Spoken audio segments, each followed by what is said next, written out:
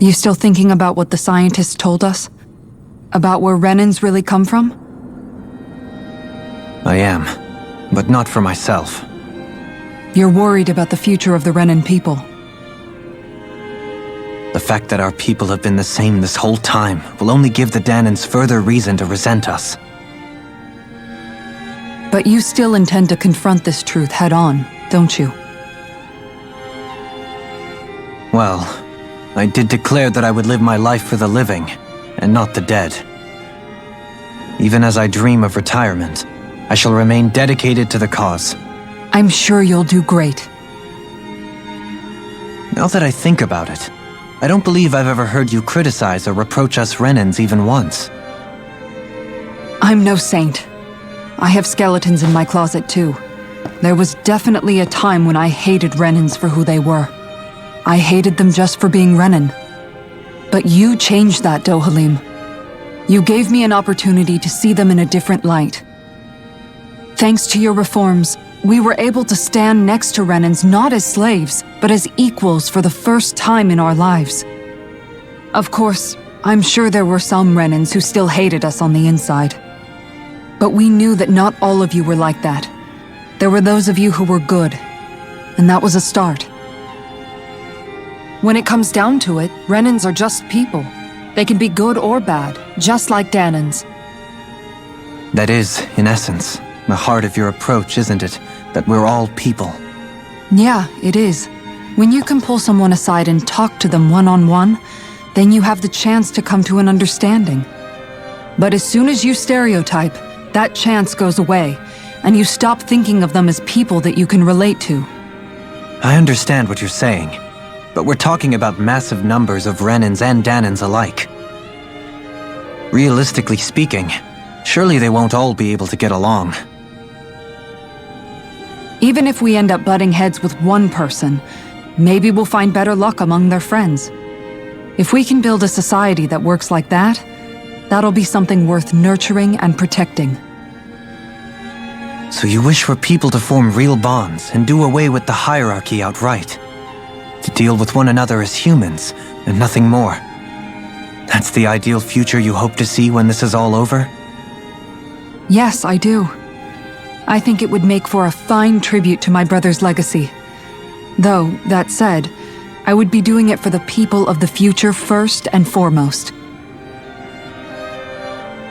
Do you still plan to return to Lenegis when this is over? Indeed I do. I don't know whether I'll be able to reside in Lenegis proper, however. My first order of business may be to find somewhere to live. You'll always have a home in Menancia, you know. As I shall ever keep in mind. Well, if you ever need a helping hand, don't hesitate to come get me. I'll always be there for you, Doe. Did you just... Never mind. Thank you, Kisara. I appreciate your patience as I work all this out. Don't even mention it. And really, when you think about it, now that we know the two of us aren't so different after all, don't you think that brings down a barrier that used to be between us? You know, I hadn't actually thought of it that way before. But I do like the sound of it. Yeah, I think I do too.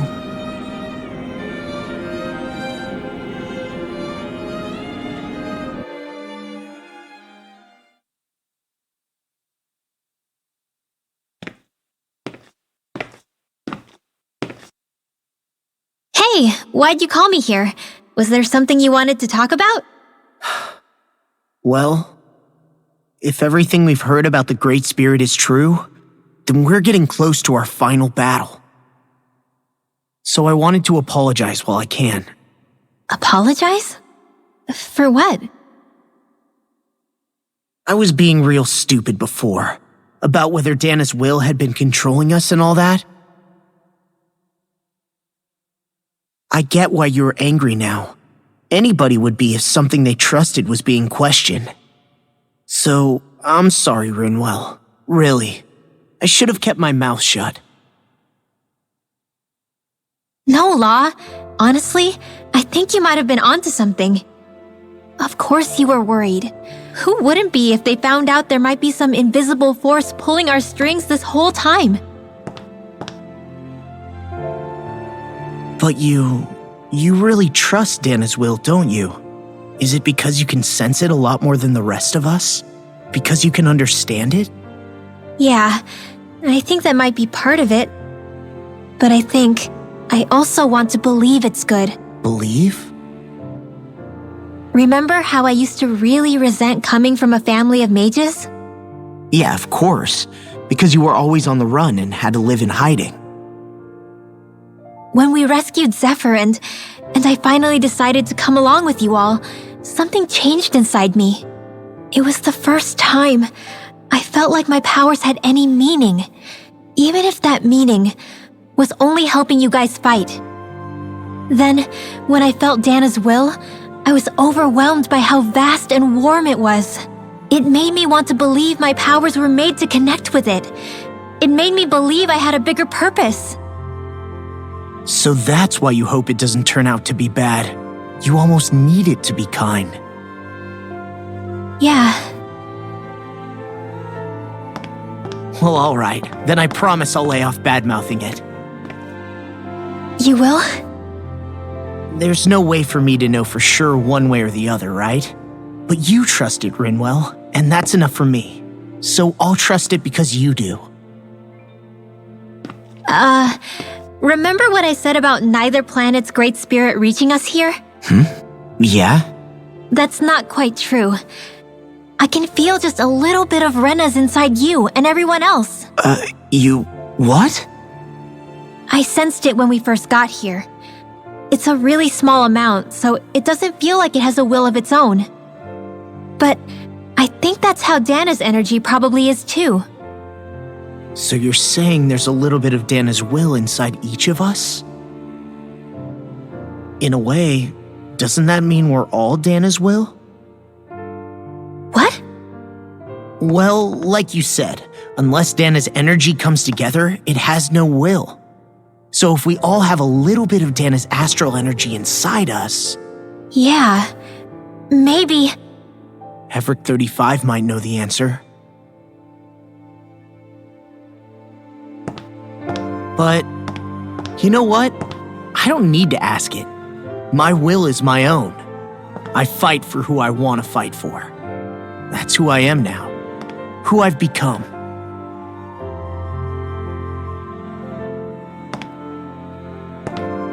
So thanks, Rinwell, for sharing that with me. Ah.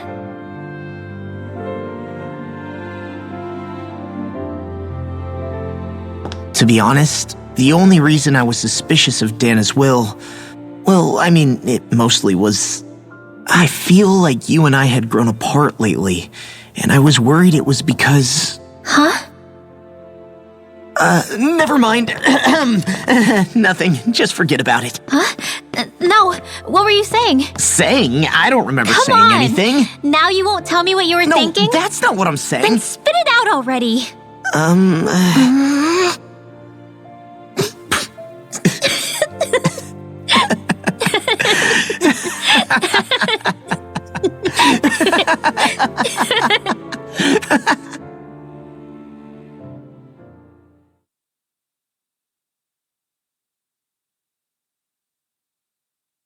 You sure you don't want to get some rest? I can't. I've got too much on my mind. Especially knowing how close our last battle is. How are you doing, Xion? Same as you, still trying to absorb everything.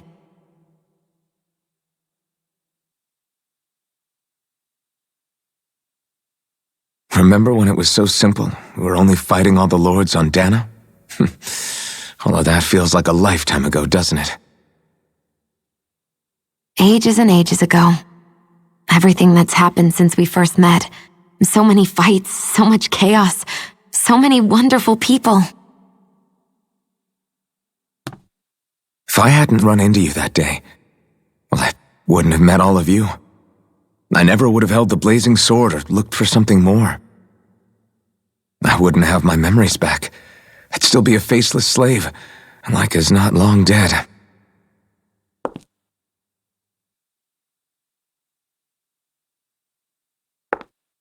Hey, Alphen. I want you to promise me something. Yeah? If we can't find the Renis Alma, there's something I want you to do.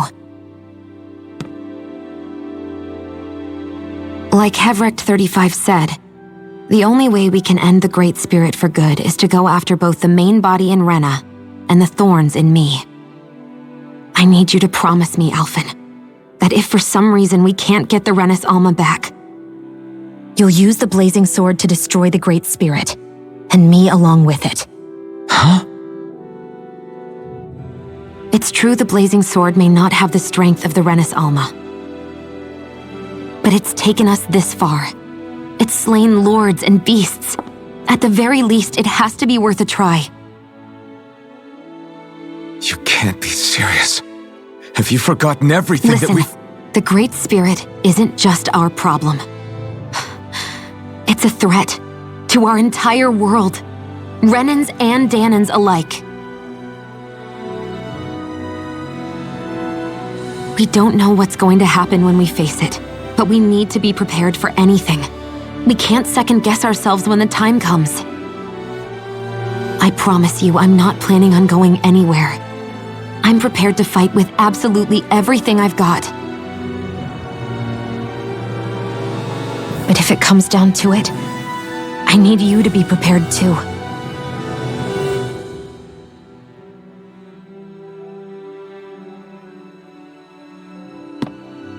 Okay. But you should know that I'm not going to give up on you, Shion. I'm going to fight this until the very end.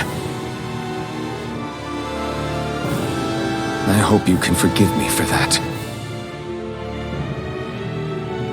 Alphen.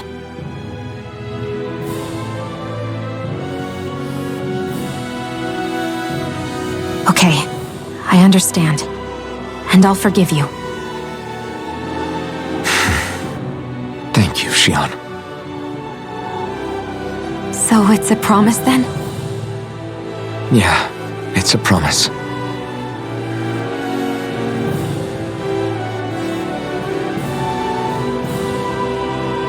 I remember how I felt the first time you touched me. My thorns made any contact a mistake no one would ever make twice. After they'd seen what could happen, fear would always linger behind their eyes. In my entire life, I never had someone willingly reach out to me. But when you reached out to me and gently took my hand, you didn't react at all. It was so easy for you. I don't have words for the shock I felt in that moment. That's because I couldn't feel pain back then. Even once you could, though, you still chose to keep reaching out to me. And when you did, I felt this warmth that I had never known before.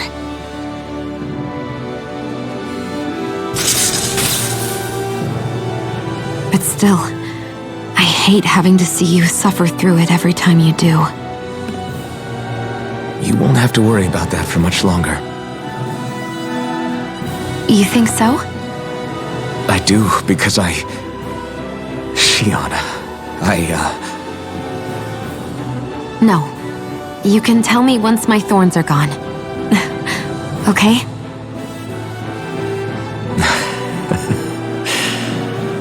Yeah. Okay.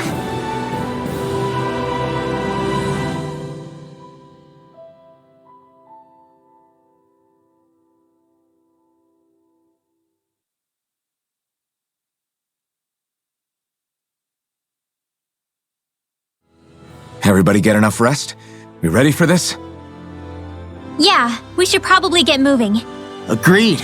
Can't stand around waiting all day. Our task is relatively straightforward. We need only descend down to Rena, defeat the Great Spirit, and restore stability to both worlds. We're fighting for a new future for both Dana and Rena. Right. We've come this far. We will save our worlds. That's a promise. Then let's go, everybody. We've got one last wall to tear down. Repairs on your starship are complete. Everything is in working order.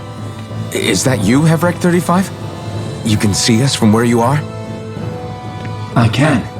I can see anywhere within the bounds of Dake Faisal. Sounds like someone's a peeping Tom. Maybe we should give Hevrect 35 a break. It has been stuck in this tiny facility for a very, very long time. I have unlocked all functions on your starship.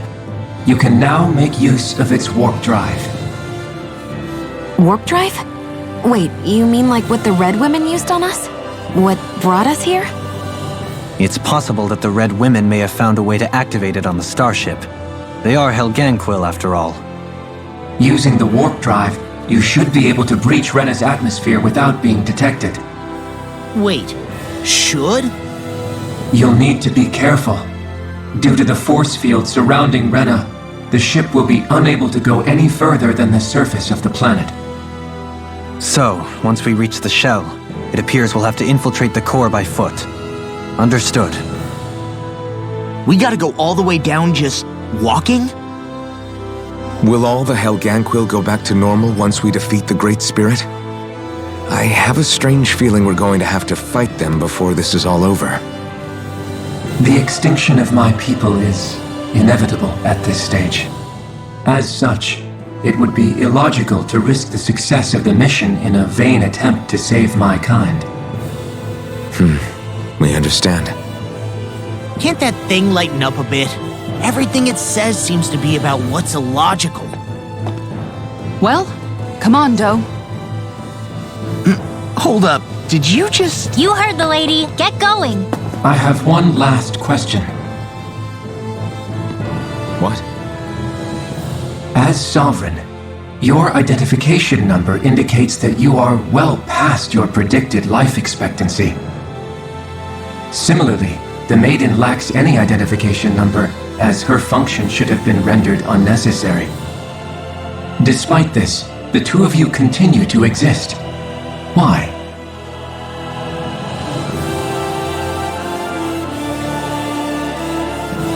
We exist because others have entrusted this to us. Over the years, many people have come together and sworn to see this through to the end. You mean it is because of multiple chance interactions? The likelihood of such events is statistically improbable. Why have you two continued to persist under these conditions? It's hard to explain. To be honest, I don't think it's something an observer could understand.